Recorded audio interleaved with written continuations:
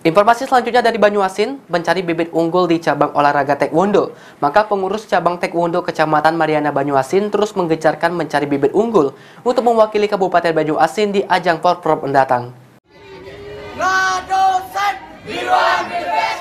Selain badan sehat, prestasi siap selalu menunggu bila mana kita akan terus berlatih untuk mencapai apa yang kita inginkan.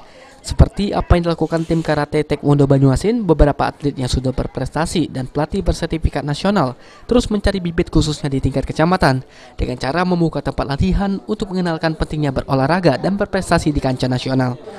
Para atlet muda ini bersama-sama berlatih dan menunjukkan keahliannya di salah satu sekolah di Kelurahan Mariana Banyuasin.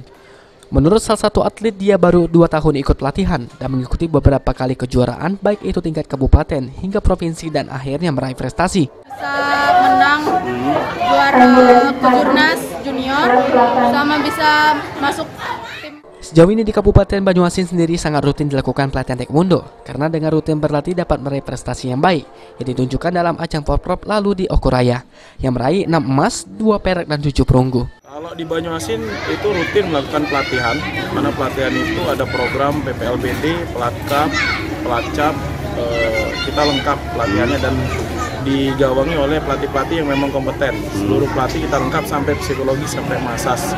Alhamdulillah pemasalan ini untuk di Banyuasin kemarin Porprov terakhir dapat 6 emas, 2 perak. Kedepannya pencapaian prestasi ini akan terus ditingkatkan baik di kabupaten maupun provinsi hingga menuju ke kancah nasional bahkan internasional. Firman Hidayat, Val TV.